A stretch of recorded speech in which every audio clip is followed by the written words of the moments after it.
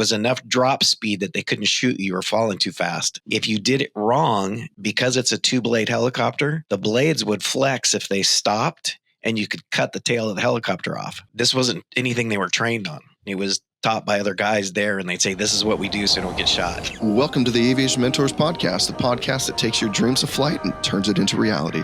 Sponsored by Strass Financial, financing your flight training. For pilots, by pilots. I'm Brandon Martini, a commercial pilot and flight instructor. And I'm Carson Vasquez, I'm a private pilot. Whether you're a seasoned pilot or beginner with dreams of flight, Aviation Mentors is your source for expert insights, industry trends, and inspiring stories. So fasten your seatbelts and prepare for this incredible journey through the skies. And stay connected with us on social media for exclusive content. And visit our website at www.aviationmentors.com and let us be your co-pilot on this adventure. Welcome back, everybody, to another amazing and, of course, awesome episode of the Aviation Mentors podcast. Thank you so much for joining us. If you're joining us via video today, you're going to notice we have a guest on video in-house today. Yeah, I know. It's the first time we're just talking about it. We haven't had anyone in our studio. And we haven't had anyone in our studio to such an extent that last night I had to make a run to Best Buy and grab a new mic and new headset. And headset came on Amazon about 5 minutes before we started setting up. So that was perfect. That was pretty impressive because I don't know how that would have worked out. Yeah, I was just winging it. Yeah, I like that with the aviation term, winging it. Yeah, it makes more sense. So welcome, Dave. This is Dave Granville, everybody. Dave's been a family friend. He was friends with my dad probably before I was born. He likes to joke that I used to change my diapers even though he looks young. I might have more gray in my beard than he does at this point, and that's all because of Carson, by the way. Yeah, I met Dave about 2 or 3 years ago, and he's got a lot grayer since then. So there's a common thread here. So welcome to the podcast, Dave. Thanks so much for joining. Thanks, guys. Thanks for the welcome. I'm happy to be here. Happy to be an in-house guest. Feels pretty cool. You know, it did help that you live like a mile from here or less, huh? It does help. I bet you it helped a little not bit. sure how it's his first time on the podcast. Too. I know. He's going to be like a regular guest. I better have something good to say. Oh, there's a lot of good stuff to say. I have a feeling because the notepad. That means it's going to be a good episode. There was too many things that I had to remember, and I wanted to try and touch base on a lot of them. So we had to make notes. I have a strong feeling this is going to be a multi-part series. We're going to have a part 1 and a part 2 at some point. It just feels that way. Welcome to potentially part 1 of our interview with Dave. No, so Dave. So welcome over here, and I wanted to hear a little bit about. Obviously, I know a lot about your aviation journey and how aviation is threaded through your family, but our listeners do not. And I don't know if Carson really knows the extent of how much aviation kind of threads through your family extensively. And the first thing I want to say, this episode is going to be dedicated to Dave's late father, Joe Conley. He was an amazing man. He was the only man who let me fly his airplane besides him. He let me go fly it with Dave once. He let me go fly it with him. He let me fly it solo. And he is very much so missed.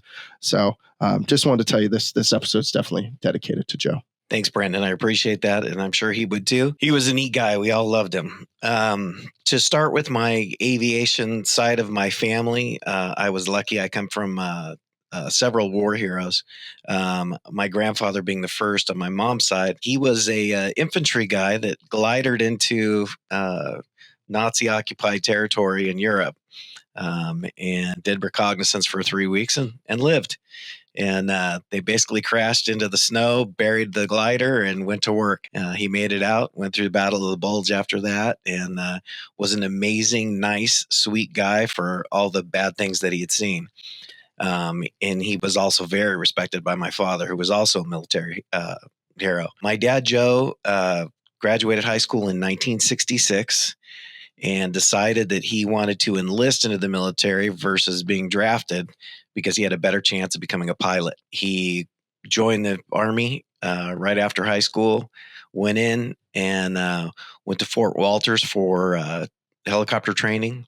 Where's Fort Walters at? I honestly don't know, but I know that's where he started his training. And then he finished at Fort Rucker.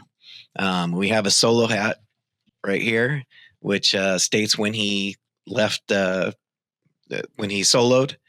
This is his solo hat. He gave it to me before he passed away. Let's check that out. Let's see it. Yeah. By the way, I checked where Fort Walters is at, and if it's the one that I could find, it's in Texas, actually. You guys got to, you should see this hat. It is so cool. I mean, it looks like a normal hat from the outside, right? Except for it has a big S. What'd you say the S stood for? Solo. And inside the hat, the way that this hat was built is unreal. They don't make them like that They don't make them like that anymore. They literally don't make them like this anymore. And it had leather. So, like the sweatbands that you have like nowadays in a normal hat, this actually has like a leather band. To make you sweat more? To make you sweat more. I think it makes you sweat more. It doesn't soak it in. Well, you said it's, he was flying, what was he flying? He was flying a TH-55 when he soloed. It says it right on the inside of the hat. It says he soloed at 11:40 a.m. on May 17th, 1967. And it has the helicopter TH-55A. I don't know. Is that a tail number? They put AC, so it means aircraft 18278. So that might have been the serial number. Gotcha. If it was, we could probably look it up, which would be pretty cool to see if it's still around or if it's been scrapped. Insane. After the episode, those helicopters got pretty beat up. Those are the helicopters they had to auto rotate into the ground in and learn a lot of different things. And so, by the way, on that helicopter, I looked it up before because I was curious if there was, I don't know if I knew what kind of helicopter it was because I had no idea. I'm not a military aviator. And we looked it up and it's the equivalent of a Schweitzer 300. So if you're familiar with the Schweitzer 300, that's probably I don't know if it's the second most, used aircraft for helicopter training. The R-22 is obviously the most, and maybe the R-44. But a Schweitzer 300 is actually what I was working on my helicopter rating on when I did my first 10 hours. And I never, newsflash. Why didn't you finish? Somebody else was soloing kind of like a week or two before I was going to solo. And she split the skids. She put it down a little too hard. And that school never bought an airplane, and I didn't want to go to another airport because I was always at Riverside. So I didn't end up getting to finish. But it was really cool when I found that out today that he learned to fly a helicopter and soloed in the same exact helicopter that I started learning how to fly. That's really cool. So and he was around when I was flying that helicopter too. He was. Yeah. So I wish I would have told him about that. It would have been a cool experience to share. So that just to show the speed of how everything went, he graduated high school in 1966. He soloed in May of 1967. He went to Fort Rucker after that and did his Huey training. And by the end of 1967, he was in combat in Vietnam. Flying missions. So a year after high school, and he was in the middle of it. And 19 years old. And his first tour, I had some discussions with his good friend Rick, which we'll talk further about later. And Rick said, he gave me some information. I had some information in regards to his first tour. His first tour was wicked. He went there, flew some light combat missions, and by the time the Tet Offensive started. I don't know if anybody knows what that is, but Tet was a holiday. And that's when the war went sideways in Vietnam. And for those that know, that's when Lyndon B. Johnson resigned over that whole Tet Offensive. But it was really bad. They went through a lot of fire. I only heard a few stories from my dad, and he said one of the things they would do, they would have to go in and drop guys off and pick guys up. And you had to fly no matter what. And he said there was protocol that, fuel hit a certain point or anything, they were supposed to go back. And he goes, but sometimes you just couldn't. You just had to fly. And he said one of the things that they would do is when they were going in to pick guys up, they would be drawing so much small arms fire. He goes, you could hear it and feel it hitting the helicopters you were flying. And he goes, so we would we'd cut power slightly. We'd turn the helicopter 90 degrees so it was up on its side, and we just let it fall. And he goes, we would start at about 3,000, 3,500 feet, and we just let it fall. Just before it hit the ground, we'd have to power hard, and we'd flare the nose up, and we'd hit the ground. And he goes, that was enough drop speed that they couldn't shoot you. You were falling too fast. And he said they'd come back out. And then I was talking to Rick last night, and Rick was saying that if you did it wrong, because it's a two-blade helicopter, the blades would flex if they stopped, and you could cut the tail of the helicopter off. Oh, geez. So these guys were good. And they also said, and I read about it also, that this wasn't anything they were trained on. It was taught by other guys there, and they'd say, this is what we do so we don't get shot. Wow. It's just something they figured out. That's something they figured out, that they could make the helicopter fall. And so the rate of descent would be the weight of the helicopter as fast as it could fall to the ground. and then they'd power up just before they hit the ground and hit it on the skids. Most of their time on the ground was not more than 20 seconds. So they would load in or load out in 20 seconds. I can only confirm that he was shot down 3 times. Only confirm. Only 3 times? But even Rick said that there was way more than that, that he had been shot down. And so they would just basically crash into the jungle and luckily live and usually get picked up by another helicopter that was coming through. He also crashed several times in Vietnam due to maintenance. Anybody that knows anything about helicopters, I do not. I only know from stories that I've heard. But anytime you get a hydraulic light, you instantly have to put the helicopter down as quickly as possible. He said there was many times that you'd see a hydraulic light and you couldn't land. And you're just hoping. The crew chief's running around trying to find out where the hydraulics are leaking from and see how far you can get. Because if you have hydraulic failure, then you're going to lose your pitch and everything else. So they would just put it into the jungle. And by the way, I went to Vietnam last year. I think I told you about that. And I didn't fly around Vietnam. I went there as like a trip with my business group. And I actually went into the edge of the jungle where the Cu Chi tunnels were. And I'll tell you this, it was an eerie feeling knowing, and I thought about Joe when I was there. I was like, it's an eerie feeling that Americans were here and Americans that I know were here. And they were getting shot at here and falling from the sky and dying. And there's American blood on these areas. And then I went through one of the tunnels, and I just thought that, like, I can't believe that they were that small, first off. And I lost a whole bunch of weight so I could fit through the tunnel. I didn't do that on purpose. And so it's like bare minimum tunnel for a person to fit through? Carson, I have a video of it. Okay. I will show you. Yeah, you need to show me that and video. You get claustrophobic real quick. And they said they enlarged them for Americans to come visit. Yeah, that's what they said. And just knowing that like your dad and others crashed there and had to be extracted out of this. Repeatedly. This is a common event. Repeatedly. Yeah, that's incredible. I can't even imagine. You know what time it is, Carson? Time's it, Brandon? It's time to talk about one of our favorite companies. Which company would that be? Aviation Mentors is excited to be sponsored by the one and only Stratus Financial, dedicated to supporting the next generation of future aviators.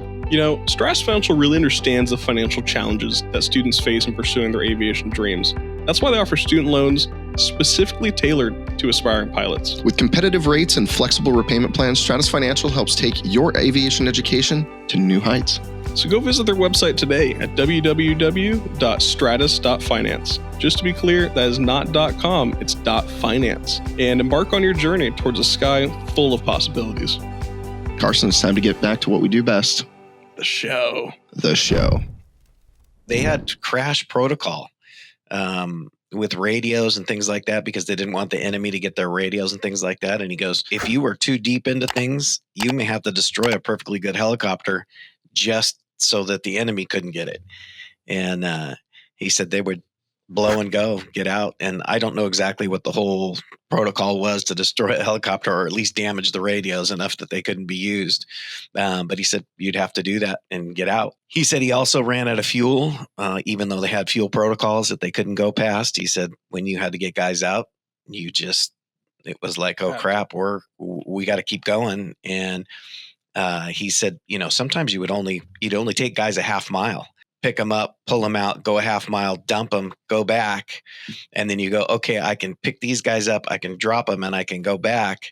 And he goes, you'd get altitude, and then all of a sudden there would be a mechanical or could be fuel, could be anything. And he goes, you just auto rotate. He goes, sometimes you'd be overweight. So you're overweight and you're trying to auto rotate into the jungle. And he goes, there was times when you would come into these treetops and you knew that you were chopping trees. And he said you could hear the trees getting cut by your rotor blades. He said also they'd land and there'd be holes and chips and pieces of shrapnel stuck in the blades. And he goes, we'd look at the blades and go, thank God these things stayed together and got us back. Wow. One of the things that he said was that the Huey was such a capable aircraft. He goes, after flying the TH-55s and you get in that, he goes, it was like getting to a Cadillac. He goes, you had jet power. and the turbine could just throttle that thing anywhere and do anything. And you had just a angle of attacks that other helicopters couldn't do. It's different. It's not like the newer helicopters you can fly inverted or things like that. But at that time, it was the most capable thing out there. They're still flying them locally around still here. Still flying them locally. Well, I was writing all this, guys. I have to say this. I had my window open. Of course, I live right up the street. And I'm writing this, and I can hear a two-blade helicopter because I grew up in it my whole life. And I could hear a two-blade helicopter flying up the beach. And I look out, and it's a frickin' Huey while I was writing this. That's impactful. It was very, very. I mean, I actually welled up. My wife's like, "What's wrong with you?" and they go out of Los Alamitos. I live in the northern part of Huntington, and when I'm in California, and I get to see those Hueys come out of Los Alamitos, and I know they go down to the training grounds in Camp Pendleton. Yeah, Camp Pendleton area. I'll speak about Los Al a little bit more as we get further. Oh, nice. But yeah, it's super interesting to how much he loved that aircraft. I think because it saved him. Oh, I'm sure. I mean, if I had to pre-flight a plane and there was that many issues with it every time when I got back, like I had shrapnel that was literally in my propellers. I don't think there's anything I would do more than love that plane for getting me back and forth every time. Okay. Yeah, absolutely. And you speaking of picking up these guys in the Tet Offensive and how badly that, how many guys were lost and things like that. I was lucky enough that my wife, Debbie, her dad, Ed, was infantry. And I had he met my dad and knew my dad. And I had a conversation one time, and he goes, the rotor blades of a Huey were like music. He said that music was a song that said, "You might live." It was super cool to hear Ed talk about it and say, man, if you heard the rotor blades, it was like, okay, these guys are going to get us out of here. And he goes, that music of that Huey coming over, and he goes, those gunships just firing, just causing flack to get everybody so that they could come in. And I didn't understand the whole concept. When they would do that drop that I talked about, that was only single ship, because there was times when they were coming in 4 or 5 at a time in formation, and they would come in close. They would bring a smaller helicopter, and I wish I could remember the name of it, in underneath them to draw fire. Wow. And so those guys would go in and they would draw fire, and then the gunships would be above. And in the beginning was they were called something B. I forget what they're called, but they were the original the Huey gunships, and they originated firing those in. Later on, the Cobras came in, and the Cobras were the gunship, which is the narrow, your pilots in the back and your gunners in the front. But the gunships would come in and they just lay fire. The guy would come in, the small helicopter would come in the bottom and draw fire on that side, and then they'd bring the passenger carriers in to pull guys out or put them in and then get out. But the amazing thing to me is they would have up to 9 guys in a helicopter, and they wouldn't spend more than 20 seconds on the ground. So those guys would evacuate out, or they would put wounded in. I was reading things that they had protocols that they said that when these guys would come in under fire, that the deal was with the infantry soldiers, you had to stand up and load. If you weren't willing to stand up and load, we're not willing to hit the ground, because we're all going to get shot. So if we're going to get shot, we all got to pull our part. And he goes, you could hit the ground and these guys wouldn't get off the ground. And you're like, your crew chief has to get out that's actually running the helicopter and help load these guys into the helicopter. And he goes, you lose your crew chief, it could be disastrous. And so they talk about gunners. They said that, they'd get gunners on the helicopters, and guys would get in and they'd want to run the guns, even though they weren't gunners on an aircraft, because they were all hyped up and jamming. And he goes, and that was just on a sling. And he said that gun would swing up, and if they aimed up, they'd shoot the rotor blades. And so he said it would just be out of control, when these things would go down. But that was his first tour, which was totally crazy. And I wish I had more information, and there's probably helicopter pilots out there that are going, no, that's not right. But this is I'm just going from the stories that I've heard. So very interesting stuff. Obviously I'm not a helicopter pilot. I only know from the stories. He came back after that and spent some time, and that's when he met my mother. And I had already been born. Joe was my stepdad. My father died when I was 16 months old, and he took over. He was the only guy I knew. And what a guy he was. I actually saw, before I came into the office this morning, I went into my office, and I don't know why I'm getting goosebumps even thinking about it. I went into my office at my house. I'm at the Newport office right now. But I went to the office and I saw a picture of Joe from his memorial. It was super cool. And I walked out, and that was kind of the last thing I saw when I left my office. And I didn't even think anything of it this morning until right now when you said it. For some reason, that just kind of popped up in my office, and I've had it sitting there for a while on my whiteboard, and I've kept it there. It was on my whiteboard at NextGen when that was my normal office, and I moved it to my house. I put it on my other whiteboard, and it sits there. So it's a cool memory that I get to see every once in a while. And that's awesome. I mean, this is obviously an amazing episode to do, especially for you guys. It's a lot of memories. Yeah, a lot of memories. A lot of good memories. A lot of crazy stuff. Like I was saying when I got in here, guys, I've learned so much over the last couple of weeks just studying up on some of this stuff that I didn't know or I barely knew. When my dad came back from that first tour, he met my mom. They ended up getting married, and then he had to go on his second tour. And when he went on his second tour, I believe that was 69-70. When he went on his second tour. His second tour was much less battle oriented. I think he had taken so much at the first time around, they gave him a little bit more of a cush job. When he got there, he was checked out in the CH-47s, which is a Chinook. The Chinooks came in and did a little bit more reconnaissance, transporting troops from area to area, hauling materials. He said that they would actually steal Jeeps from other areas. And he goes, we'd take the Jeep, we'd drive into the back of the Chinook and we'd take off. And he goes, and we'd go back and land back at our base. And then we'd spray paint the bumper and we'd put numbers on it that matched our battalion and put it back. And he goes, who would know? That is so funny. He said that the Air Force base was next to where they were, and Air Force had all the good stuff. He goes, so we go over there and we'd fly in, and they had pallets of plywood. And he goes, we didn't have any plywood where we were at. We all lived in tents. And he goes, so we would fly over at night. We'd put a spotlight out. The crew chief would drop down a rope. We'd go it and we'd tie off one of their pallets, and we'd literally just carry it off.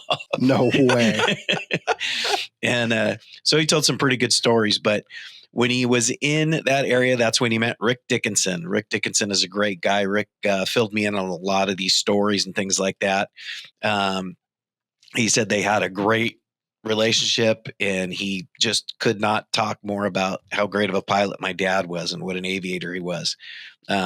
They continued being friends for life. But during that time, Rick said that your dad had been through so much that when we slept at night, every once in a while, mortar rounds would get tossed into where we lived. And he said, so I took the runway plates, the steel World War II runway plates, and he goes, so I stacked them around my cot underneath and up against the side of the tent. And he goes, when I'd hear mortar rounds, I'd roll off the bed. I'd roll off my cot onto the ground so I'd be protected by the mortar rounds. He goes, your dad would look at me and stand up, walk over to the refrigerator and grab a beer and look at me and go, what's wrong, Rick? He goes, your dad had gone through a totally different experience in Vietnam than I had. So he was a lot more fearless. He talked about they flew Hueys at that point. He said at that point, my dad's rank, they could both pretty much fly whatever they wanted. So my dad flew as a gunner in a Cobra for a little while, not on heavy missions, but he actually rode the nose and was a gunner in the Cobra, which is pretty cool. He flew the Chinooks, and then they flew the Hueys. He said, when we flew Hueys, we weren't really flying into battle too much. We were doing things like resupplies. So if we did have to go into supply guys, he goes, first thing we would do if we knew guys had been hit hard and they had been pulled off is we'd fly to the officers club. We'd literally put a pallet of beer in the helicopter, the stuff that we were transporting. And then he goes, we'd get in, we'd hit the ground, we'd unload these guys with beer and their supplies. And they thought we were the greatest thing in the world, and we'd get out. That's awesome. So that was one of the things that Rick was talking about last night. He goes, it was kind of like our norm. We would go to the officers club. We'd load up as much beer and soda or whatever we thought that they would like. And he goes, we'd fly out into the jungle and drop these guys off with all this stuff. So it's pretty entertaining. He said that portion of it was a little bit more cush. They did have some things that they flew through, but not to the extent that his first tour was. They also said, I thought this was pretty interesting, that they had an air conditioner. And they had an air conditioner, which was a rarity in Vietnam. In the helicopter? On the tent. In the tent. In the tent. And they said that they were so afraid that it wouldn't work again that they kept it on all the time. And he said it would get so cold in the tent that they would have to get extra blankets from the supply guys. And he goes, everybody else it's 90 degrees and 90% humidity. And he goes, we're asking for extra blankets in our tent. He goes, but we had that air conditioner. We were afraid to turn it off because we were afraid if it failed that we wouldn't have anything else in. That was the second tour he did in Vietnam, and he was a great aviator there and did all that. He came back from that tour, and we moved to Fort Sill, Oklahoma. And you know what, Dave? They're going to have to hear about that in part 2. Oh, come on. Sorry, guys. I don't even want to do a part 2. I just want to keep listening, dude. Why you got to do this? No. Go on. Hey, everybody. So thanks so much. You're going to have to hear this in part 2. Listen for next week. Enjoy the episode. Thank you so much for being here. We really appreciate it. Thanks, everybody, for listening. I don't have anything else to say. I'm just bummed. Bye, guys. Bye, guys. Take care.